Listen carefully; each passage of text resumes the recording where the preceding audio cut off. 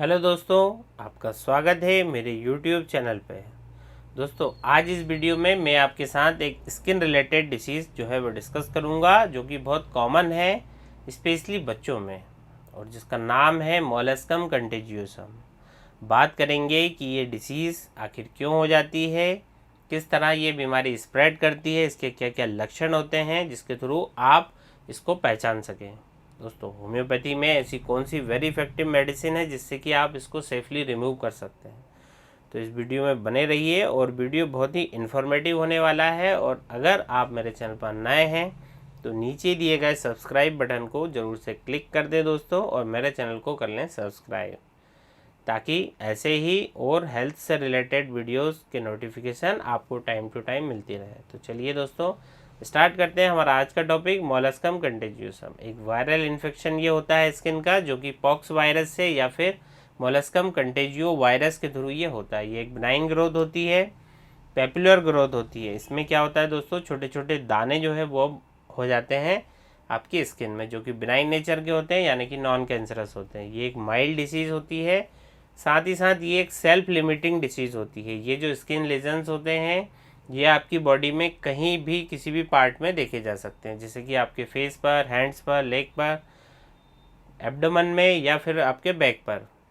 यहाँ तक कि दोस्तों ये आपके प्राइवेट पार्ट्स यानी कि एनोजेनाइटल रीजन जो होता है वहाँ पर भी ये स्किन लीजन्स देखे जा सकते हैं। हथेली और पाँव के तलवे में यानी कि सोल में ये बहुत ही रेयरली जो है देखने को मिलते हैं, मतलब ना के बराबर ही लगभग ये यहाँ पे पाए जाते हैं। ये जो बीमारी होती है दोस्तों, ये जो लीजन्स होते हैं ये आपको एक सिंगल दाना के फॉर्म में भी मिल सकते हैं एक जगह पे, या फिर बहुत सारे दाने, छोटे छोटे दाने एक ग्रुप्स में हमें देखने को मिल सकते हैं। दोस्तों, अब हम बात करते हैं कि आखिर किन किन लोगों को ये बीमारी होने का खतरा रहता है, या कौन से ऐसे लोग हैं जिनको कि ये हाई रिस्क में जो लोग होते हैं इसके लिए। तो सबसे पहले दोस्तों, ये एडल्ट्स और बच्चों में दोनों में ये देखे जा सकते हैं, पर बच्चों में विशेषकर बच्चे ज़्यादा प्रोन होते हैं इसके लिए। स्पेशली जो 1 साल से 10 साल की एज ग्रुप के जो बच्चे हैं दोस्तों, उनमें ये डिसीज़ बहुत ज़्यादा देखने को ज़्यादा मिल जाती है। इसके साथ साथ जो लोग इम्यून कॉम्प्रोमाइज्ड होते हैं, यानी कि जिनकी इम्यूनिटी बहुत ज़्यादा कम है, या तो उनकी इम्यूनिटी किसी बीमारी की वजह से, जैसे कि कोई कैंसर हो गया, HIV एड्स हो गया, या फिर अन्य कोई दिक्कत है, यदि आप डायबिटिक हैं जिसकी वजह से आपकी जो बॉडी है इम्यून कॉम्प्रोमाइज्ड हो गई है, तो ऐसी कंडीशन में उन लोगों को इसका इन्फेक्शन ज़्यादा देखने को मिलता है, क्योंकि एक वायरल डिसीज़ है दोस्तों। इसके अलावा जिन लोगों को ऑलरेडी कोई स्किन की प्रॉब्लम है, जैसे कि एटोपिक डर्मेटाइटिस, मेरा लास्ट वीडियो था एटोपिक डर्मेटाइटिस का, तो यदि इस तरह की यदि आपको प्रॉब्लम है तो ये जो वायरल का इन्फेक्शन है ऐसे केसेस में ज़्यादा देखने को मिल सकता है। जो लोग काफ़ी गर्म जगह पर रहते हैं या ओवर क्राउडेड एरिया में रहते हैं, वहाँ पर भी इसके स्प्रेड होने का दोस्तों खतरा बढ़ जाता है। साथ ही साथ कुछ डिसीज़ के अंतर्गत ये देखने को मिलता है, और साथ ही साथ गर्म और ह्यूमिड क्राउडेड एरिया में जो लोग रहते हैं उनमें ये देखा जाता है दोस्तों। अब हम बात करते हैं कि ये स्प्रेड किस तरह होता है। जैसे कि दोस्तों इसका नाम से ही पता चलता है, मोलस्कम कंटेजियोसम। दोस्तों, इसका मतलब है कि ये एक तरह की कंटेजियस डिसीज़ है, एक पर्सन से दूसरे पर्सन में बहुत ही ईजीली ये फैल जाती है। यहाँ तक कि अगर आपको ये प्रॉब्लम है तो आपकी बॉडी के एक पार्ट से ये दूसरे पार्ट में बहुत ही ईजीली जो है ये स्प्रेड कर जाती है। दोस्तों, अगर आपको ये प्रॉब्लम है और आप इसके दानों को बार बार टच करते हैं या आप स्क्रैच करते हैं इसको, तो इस वजह से भी आपके किसी दूसरे पार्ट पर ये बहुत इजीली फैल सकता है। इसलिए इसको बार बार टच करना, इसको स्क्रैच करना आपको अवॉइड करना चाहिए, ताकि इसके स्प्रेड को आप रोक सकें। सेकेंडली, अगर एक पर्सन को ये होता है तो दूसरे पर्सन में ये बहुत इजीली जा सकता है। मतलब जो लोग फिजिकल कांटेक्ट में है, फिजिकल कांटेक्ट्स के थ्रू ये इजीली फैल सकता है। यदि आप किसी के साथ सेक्सुअल कांटेक्ट में हैं और आपके एनोजेनाइटल रीजन में यदि ये प्रॉब्लम है, तो ये सेक्सुअल कांटेक्ट के थ्रू भी एक पर्सन से दूसरे पर्सन में इजीली फैल सकता है। अगर आप किसी पर्सन से कोई चीज़, उसकी कोई चीज़ यूज़ करते हैं, टॉवल हो गया, कंघी हो गया, कोई बर्तन हो गए, दोस्तों यदि आप दूसरे के ये चीज़ें यूज़ करते हैं तो फिर आपको ये इन्फेक्शन हो सकता है। आपको इन चीज़ों से बचना चाहिए दोस्तों। अब हम बात करते हैं इसके सिम्टम्स यानी लक्षणों की। अगर ये प्रॉब्लम आपको है तो आप कैसे पहचानेंगे मोलस्कम है या कुछ और है दोस्तों? क्योंकि मैंने बताया ये छोटे छोटे पेपुलर ग्रोथ होती हैं, 2 से 5 mm तक का इसका डायमीटर होता है। बिल्कुल एक बहुत छोटे छोटे दाने ये दोस्तों ये होते हैं। दाने आपके पेनलेस रहते हैं, बट अगर आप इनको बार बार टच करते हैं या आप इसको स्क्रैच करते हैं दोस्तों तो ये पेनफुल भी हो सकते हैं। इसी के साथ साथ इसका जो कलर होता है दोस्तों वो वाइटिश पर्ली कलर का होता है, यानी कि या फिर आपके स्किन के कलर जो होता है दोस्तों इस कलर का ये हो सकता है।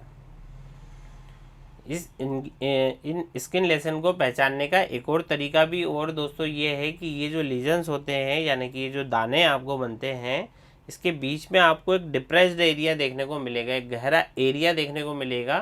तो इस तरह आप इन दानों को दोस्तों इस बीमारी को पहचान सकते हैं। ये इनके प्रमुख लक्षण होते हैं। अब हम बात करते हैं कॉम्प्लिकेशन की, कि यदि अगर आपको ये समस्या है और आप इसका यदि ध्यान नहीं रखते हैं, आप बार बार उसको स्क्रैच करते हैं, इसको खुजाते हैं, तो दोस्तों इसमें हो सकता है बैक्टीरियल इन्फेक्शन।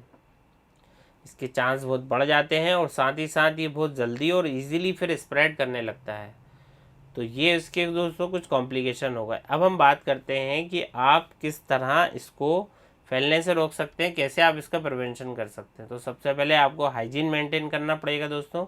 बार बार अपने हाथों को वॉश करिए, क्योंकि ये जो वायरस है ये आपकी स्किन की जो ऊपर वाली लेयर होती है दोस्तों, इस पे ही ये लीजन्स बनता है। और जिस दिन ये लीजन्स आपकी स्किन के ऊपर से ख़त्म हो जाएगा उसी दिन ये वायरस अपने आप ही मर जाता है, क्योंकि ये ऊपरी सतह पर ही होते हैं, इससे ये फैलते नहीं हैं। और यदि आप हाइजीन को मेंटेन करते हैं दोस्तों तो ये इन्फेक्टेड पर्सन से भी आपको बचना है। यदि किसी और को यदि इन्फेक्शन है तो उसको डायरेक्ट कांटेक्ट से आपको बचना है। और यदि आपको स्वयं है तो भी आपको खुद को प्रिवेंट करना है, किसी और के साथ अपनी चीज़ों को शेयर करने से बचना है दोस्तों। आपको बार बार इन्हें टच नहीं करना है, स्क्रैच नहीं करना है, इसका विशेष ध्यान रखना है दोस्तों। आपकी एक बॉडी पार्ट से दूसरी बॉडी पार्ट्स में फैल सकता है और इसमें फिर सेकेंडरी इन्फेक्शन भी हो सकता है दोस्तों। ये एक सेल्फ लिमिटिंग डिसीज़ है, जैसे मैंने बताया ये एक माइल्ड डिसीज़ होती है। यदि आप इसका कोई ट्रीटमेंट नहीं भी लेते हैं तो ये कुछ दिन कुछ वीक्स में अपने आप रिजॉल्व हो सकती है। या फिर यदि आपकी इम्यूनिटी वीक है और यदि आपकी ज़्यादा ये बीमारी स्प्रेड हो गई है तो साथ में इसको कई महीने और साल भी लग सकते हैं ट्रीट होने में दोस्तों। हम इसके जनरल ट्रीटमेंट की बात करें कि इसका जो है एलोपैथी की अदर मोड ऑफ ट्रीटमेंट में क्या इसका उपाय रहता है दोस्तों, तो इसके लिए आपको दोस्तों क्रायोथेरेपी ली जाती है। इसके लिए मतलब आपके लीजन्स को कट करके निकाला जाता है या उसको फ्रीज करके ये जो पार्ट है, ये जो दाना है, उसको रिमूव कर दिया जाता है परमानेंटली। कॉटराइजेशन इस प्रक्रिया को बोलते हैं, जिसमें कि आपका जो लीजन्स होता है इसको पहले वो बर्न करते हैं और बर्न करके इसको रिमूव किया जाता है। एक तरह की लेजर थेरेपी ये होती है दोस्तों। अब हम बात करते हैं कि होम्योपैथी ट्रीटमेंट की, कि होम्योपैथी में किस तरह हम सिर्फ मेडिसिन खा के ही आपको बिना किसी सर्जरी के, बिना किसी स्कारिंग को छोड़े इन दानों को आप रिमूव कर सकते हैं। या आपको जो भी इससे प्रॉब्लम हो रही है या इसकी जो रिकरेंसी हो रही है, आप इसको किस तरह कम कर सकते हैं या हमेशा के लिए ख़त्म कर सकते हैं दोस्तों। यदि आपके बच्चों में ये दिक्कत होती है तो फिर आपको इसके लिए होम्योपैथिक ट्रीटमेंट बिल्कुल एकदम सेफ़ रहेगा इस बीमारी को ख़त्म करने के लिए।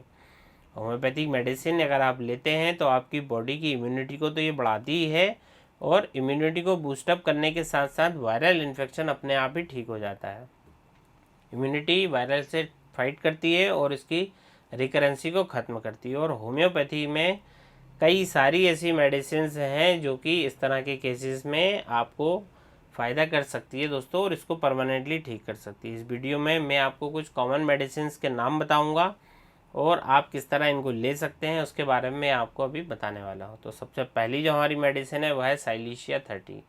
साइलिशिया 30 हम उन केसेस में देते हैं जहाँ पे जो लीजन्स होता है वहाँ पे सुपरेशन हो गया है, यानी कि वहाँ पे पस फॉर्म हो गया उन दानों में। और ऐसे मरीजों की जो टेंडेंसी होती है कि उन्हें कोई स्किन में ज़रा सी चोट लग जाए या स्किन में कोई ज़रा सा इन्फेक्शन हो जाए तो बहुत जल्दी उनके घाव पकने लगते हैं, वहाँ पे पस फॉर्म होने लगती है। तो ऐसे केसेस में आप यूज़ कर सकते हैं होम्योपैथिक मेडिसिन साइलिशिया 30 पावर में इसको यूज़ करना है। 2-2 बूंद करके आप दिन में 3 बार डायरेक्टली ऑन टंग पे इसको यूज़ कर सकते हैं। अगली हमारी मेडिसिन आती है ट्यूबरकुलिनम 30। ये मेडिसिन हम अक्सर उन लोगों में देते हैं, उन पेशेंटों को देते हैं जिनकी दिक्कत काफ़ी लंबे टाइम से है और हर कुछ दिन बाद, हर कुछ वीक्स के बाद उनको ये प्रॉब्लम रिकरेंट हो रही है, तो ये मेडिसिन क्या करेगी दोस्तों, उसकी रिकरेंसी की प्रॉब्लम को हमेशा के लिए ख़त्म कर देगी। ऐसे केसेस में आपको इस मेडिसिन की 2-2 बूंद करके दिन में 3 बार प्रयोग करना है। इसके बाद दोस्तों हमारी अगली दवाई आती है नेट्रम्यूर 30, और ये हम उन लोगों को देते हैं जहाँ पे पेशेंट की जो स्किन होती है काफ़ी ज़्यादा ऑयली होती है, बहुत ज़्यादा एक्सेस ऑयल निकलता है पेशेंट की स्किन से। अगर आपके बच्चों में ये प्रॉब्लम है और बच्चा काफ़ी दुबला पतला है, साथ ही साथ उसको भूख नहीं लगती है, इम्यूनिटी एकदम से पूरी वीक हो गई है, और साथ साथ स्किन के जो लीजन्स हैं दोस्तों, जो घाव हैं, वो उसको बार बार रिकरेंट होने के चांसेस रहते हैं, तो ऐसी कंडीशन में आपको नेट्रम्यूर 30 2-2 बूंद डायरेक्टली ऑन टंग दिन में 3 बार उस बच्चे को देना है दोस्तों। इस तरह की अगली जो हमारी दवाई है वो है सल्फ़र 30, और सल्फ़र जो है इसके लिए काफ़ी अच्छी होती है, इवन हर स्किन डिसीज़ के लिए काफ़ी अच्छी होती है। पेशेंट की जो स्किन होती है काफ़ी अनहेल्दी होती है, दिखने में काफ़ी ज़्यादा गंदी सी लगती है, गर्म चीज़ें, या फिर पेशेंट यदि स्किन को कवर करके रखता है जहाँ पे उसको ये प्रॉब्लम हो रही है, यदि वो उसको कोई कवर करता है किसी चादर से, कपड़े से, तो उसमें काफ़ी ज़्यादा ईचिंग होती है, उनके दानों में बहुत ज़्यादा ईचिंग होती है। उस केस में आप यूज़ कर सकते हैं सल्फ़र 30 को। और ये जो घाव होते हैं या सल्फ़र की जो स्किन की डिसीज़ होती है दोस्तों, इसको यदि वो वॉश करते हैं, पानी डालते हैं वहाँ पे स्किन डिसीज़ में, तो यदि वो गीला हो जाता है तो उस वजह से पेशेंट की स्किन की प्रॉब्लम दोस्तों काफ़ी बढ़ जाती है, उसमें काफ़ी इचिंग होने लगती है। तो ऐसे केसेस में आप यूज़ कर सकते हैं सल्फ़र 30 को 2-2 बूंद करके दिन में 3 बार आपको यूज़ करना है। अगली हमारी मेडिसिन है दोस्तों थूजा 30, और थूजा को हम उन लोगों में देते हैं कि जहाँ पे पेशेंट की ये जो प्रॉब्लम है उसके प्राइवेट पार्ट्स में हो, यानी कि ये जो मैंने बताया एनोजेनाइटल रीजन जो होता है, यहाँ पे यदि ये समस्या आपको हो रही है, उसमें थूजा बहुत अच्छा वर्क करती है। एनोजेनाइटल रीजन में पेशेंट को बहुत ज़्यादा पसीना आता है, और इस पसीने से काफ़ी ज़्यादा ऑफेंसिव स्मेल आती है उसके पसीने से। ऐसे केसेस में आपको जो मेडिसिन यूज़ करनी है वह है थूजा 30, 2-2 बूंद करके दिन में 3 बार आप इसको प्रयोग कर सकते हैं दोस्तों। इसके अलावा और भी कई सारी मेडिसिन हैं, जैसे कि मैं बताऊँ बेलाडोना है, कॉस्टिकम है, रस्टॉक्स है, ये सब मेडिसिन जो है वो पेशेंट के सिम्टम्स के हिसाब से हम दे सकते हैं। अगर आपको इनमें से कोई भी सिम्टम्स है या फिर कोई दवा के लक्षण आपसे मैच कर रहे हैं, आपको ये समस्या है, तो आप इन मेडिसिन का यूज़ कर सकते हैं, अपनी प्रॉब्लम में ज़रूर से ज़रूर रिलीफ आएगा। इसके अलावा आपको कोई और दिक्कत है या आपकी कोई अन्य सिम्टम है जो इसमें नहीं थे, तो आप हमसे संपर्क कर सकते हैं। ये वीडियो उन लोगों तक दोस्तों ज़रूर से शेयर कर दें जिनको कि ये प्रॉब्लम है, ताकि वो अवेयर हो सकें और इसका प्रॉपर ट्रीटमेंट ले सकें। तो दोस्तों जल्द मिलता हूँ आपसे एक नए वीडियो में एक नई इन्फॉर्मेशन के साथ। तब तक के लिए मुझे आज्ञा दीजिए। मैं डॉक्टर सुनील पाटीदार, धन्यवाद।